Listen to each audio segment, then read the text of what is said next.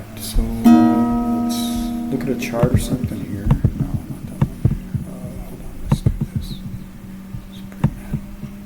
There we go. This technology, it confuses and frightens me. Alright, take the echo off. Sorry, bud.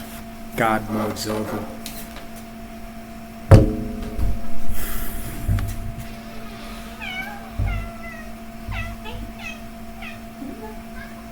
Alright, so the Virgo New Moon, the Hermit's Moon here. Black night.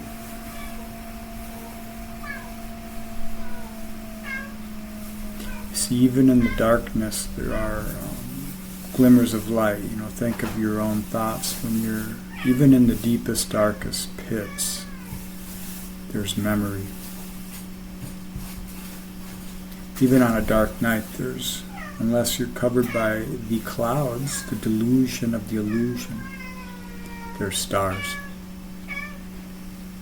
In the world itself, especially in our cultures and the societies, you know, there's so much information, beliefs, psychic resonance from the residue of the past, the loops. They block out our vision from seeing the light that's actually malleable and changing, though it is so obvious to us, it seems like it doesn't hold much meaning because it is always there whenever you look up in the sky at night. And then physically with all the lights, you know, it's hard to see if there's a lot of light, what do they call that, pollution? So in any case, we're looking at the Virgo New Moon at 0 degrees, 22 minutes, the Master Builder. So, this is happening at 1:06 a.m. Central Standard Time, and if you're in Central Standard Time, it's an extra mercurial energy, as Mercury here in the third house, which is natally, naturally Gemini. We've got this Gemini rising, and Virgo is also ruled by Mercury, so we've got this Gemini Mercury thing going on for those in the Central Daylight Time. So Mercury is the ruler of this new moon. It's a powerful influence, a mental influence, a lot of things. To understand the here now, it's good to understand the past. Now, if you're trying to get on communal logos with other people, then you gotta study history. You gotta study his story, whoever gave it to you. But for you, for your personal growth, your personal autonomy, the sovereignty of your individual spirit in this world, you just think of your experiences. So Leo, the sun rules Leo. The spirit, the purity of your expression, the creative force in form, the purity of the expression that you knew when you were a child before the world gave you all the lessons and the programming and the knowledge of the mundane and the profane. There's a purity in the ignorance that a child holds. It is the potential. It's where the imagination is the most powerful. And here with Mercury at 12 degrees, 33 minutes of Leo, it is actually conjunct the north node of Neptune. Now, if you study Western tropical, specifically evolutionary astrology, they do a lot of nodes for the outer planets in particular, but also Chiron. I particularly look at Chiron and the outer planets with the nodes, of course, the moon's nodes. But this energy here, this is a realization of the past and how you can do it in a new way. So the destiny of your sense of self is bound to how you feel in this world. Because if you cannot compassionate enough, if you can't dive deep enough, if you can't hold enough, if you can't fill your lungs up with air, just imagine the air is compassion, and you're trying to get down to the bottom of this river where the wounds are, where the treasure chest is, where the sacred ark lay. You can't get that far. It takes practice, it takes experience, it takes reason, necessity, the mother of invention. It's really the mother of creation. But it's a replicated creation in the form of being something in this world. So it is the purest replication. Because we are existence.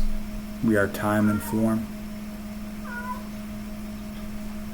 So we've got this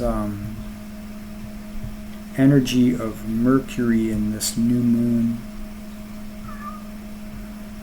And we've got Hygeia at 28 degrees of Mercury. And if you're in Central Daylight Time, just think of the hygiene.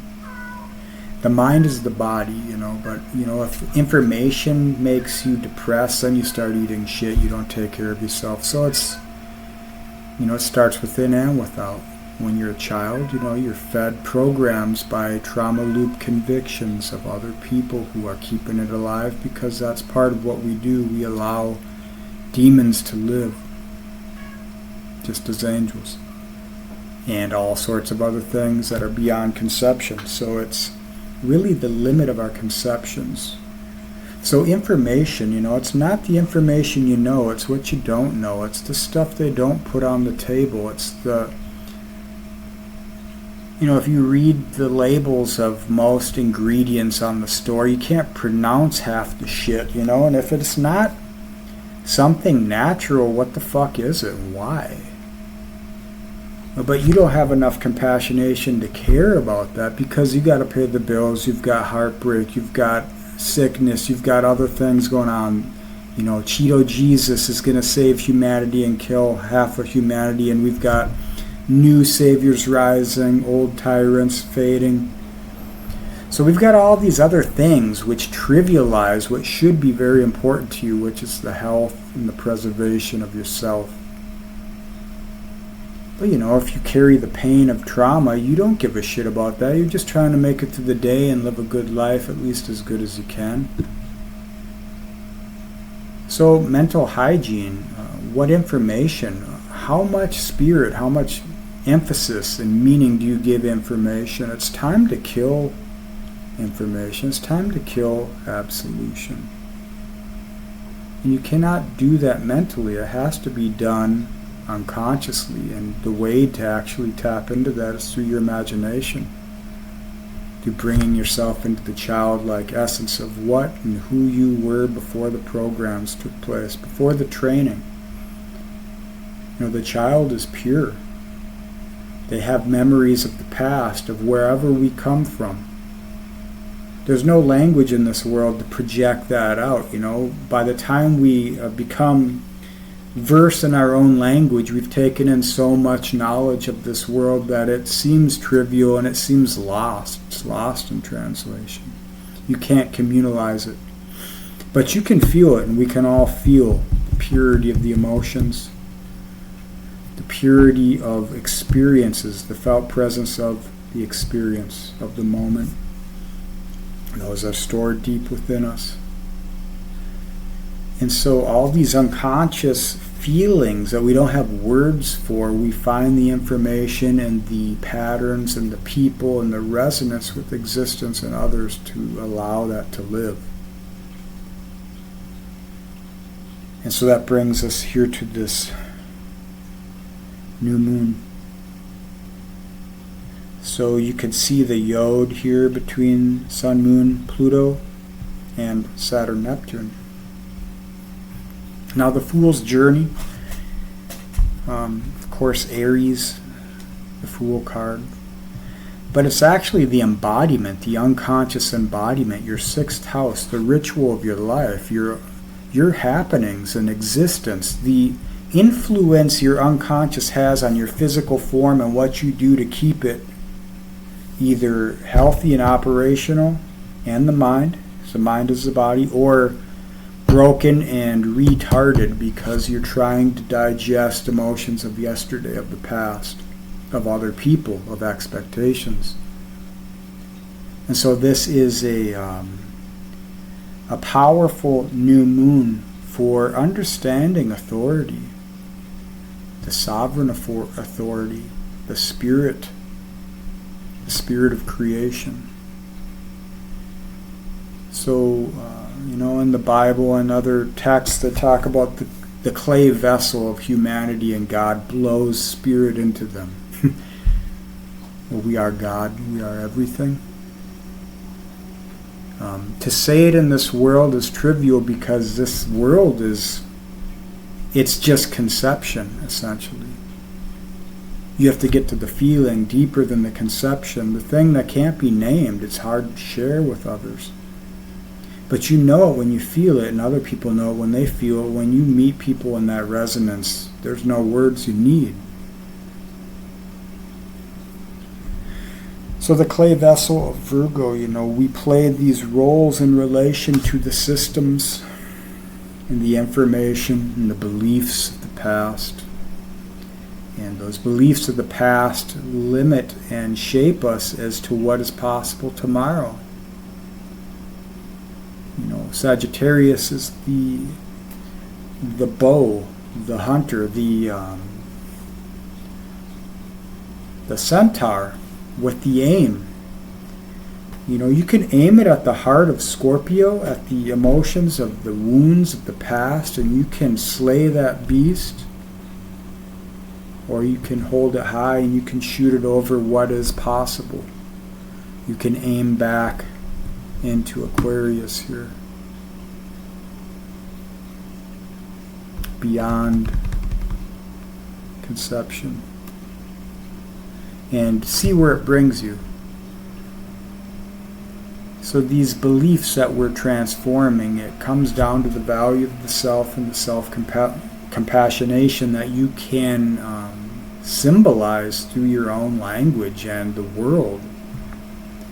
And the narratives and the world dynamics and the stories and the puppetry and people playing their parts and doing what they feel compelled to do are going to pull you into that. And it's going to help you learn your own inner language, and it's been doing that for at least your whole lifetime, but especially the past 5 years. You should have realized by now that we're basically waking from Stockholm Syndrome of the past Plutonic age, 25,000 year cycle, and we're waking because a new cycle's beginning. And Mother Nature will wake those who are still sleeping if they make it to that point. And I'm not trying to doom and gloom or cast any negativity, but I have a South Node in Aries, Mars, Venus opposing Pluto in the 12th.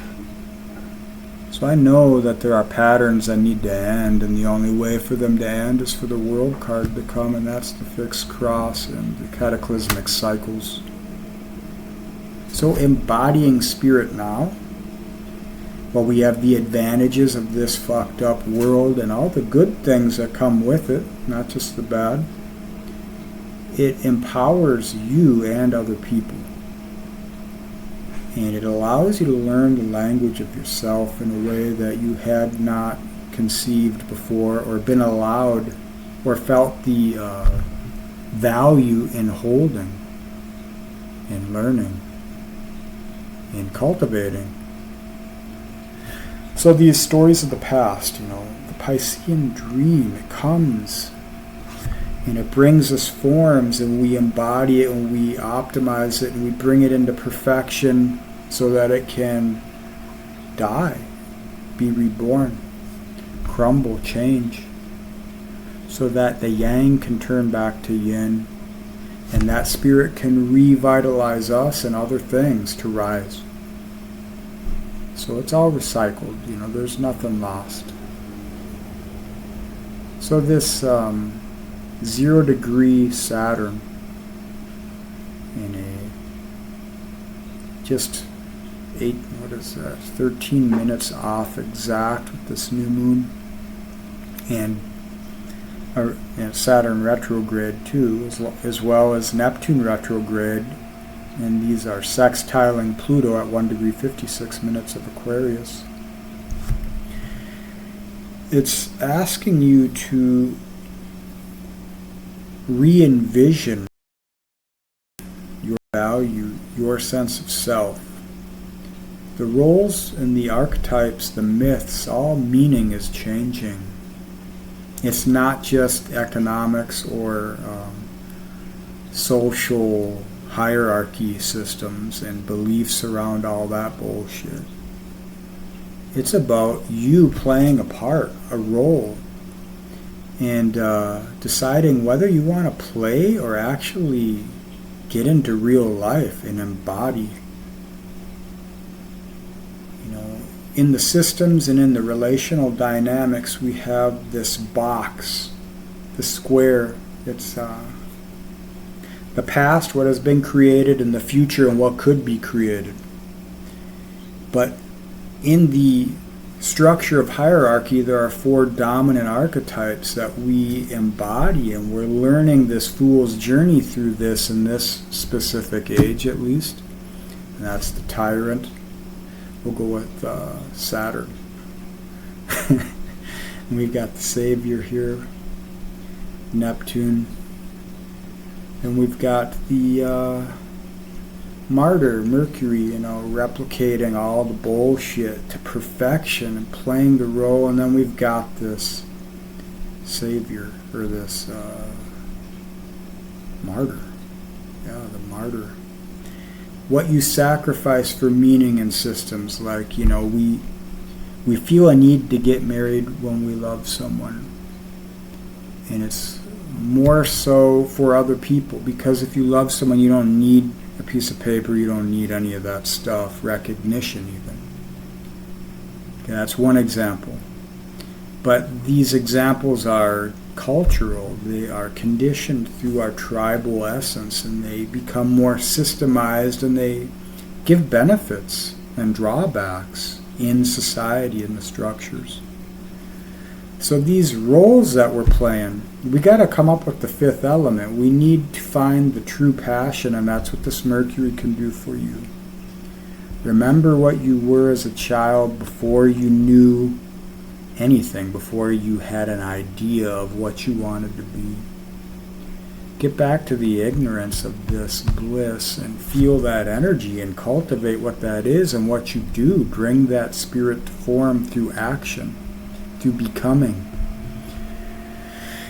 Give to yourself here in Virgo so that you can be of true service by leading an example, being the example of how to live life, without the drama and the trauma of conviction.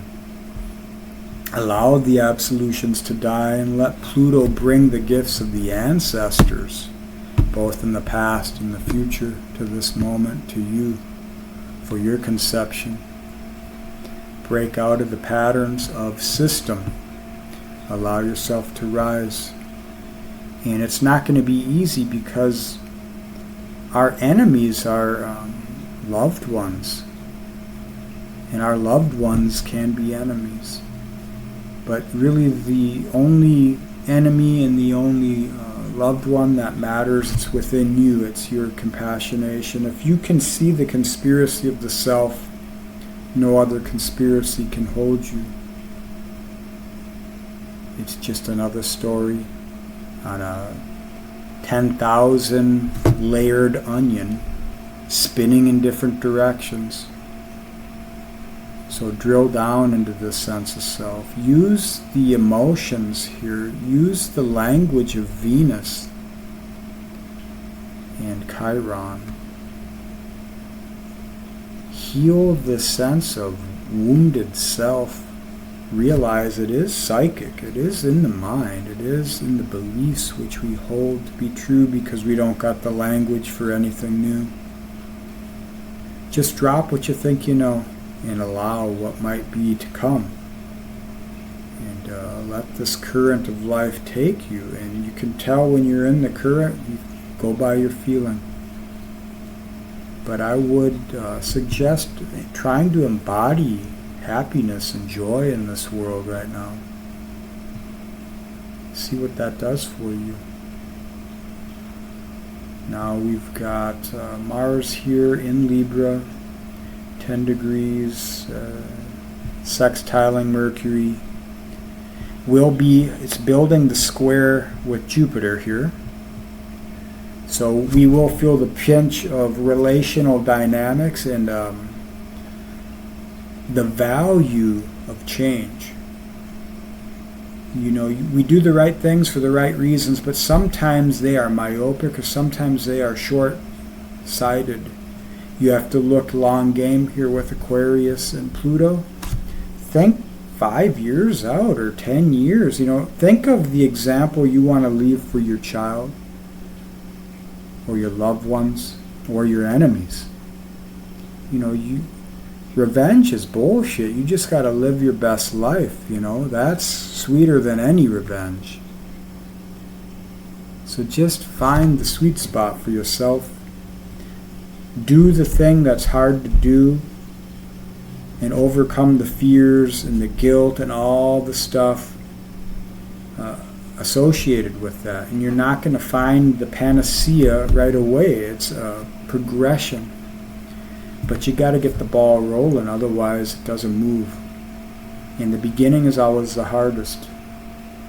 And there might be many hills up and down, you know. So it is the work worth doing, and then one day the work becomes joy. Alright, so we've got a grand water trine here with Jupiter, North Node, Juno, and Vesta. So love yourself. Treat yourself like the most beloved you've ever known. Because if you love them, then you gotta treat yourself like you would treat them. Allow your destiny to mean something. Allow your life to mean something. And feel the joy of what that is. Do it for the child that couldn't live good. Do it for the one who was traumatized, the ones who are now. Do it for the ancestors. You know, we can't all be superheroes saving everyone in this world, and we can't save the world. We're not meant to. We're meant to live. And that's full spectrum. That's all polarity.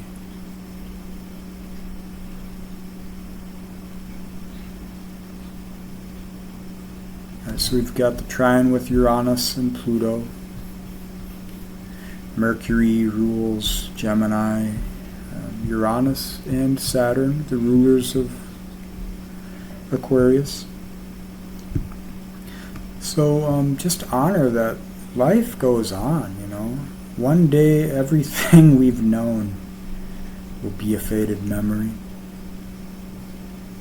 It's sad, but it's also very liberating because it means that it's immortal.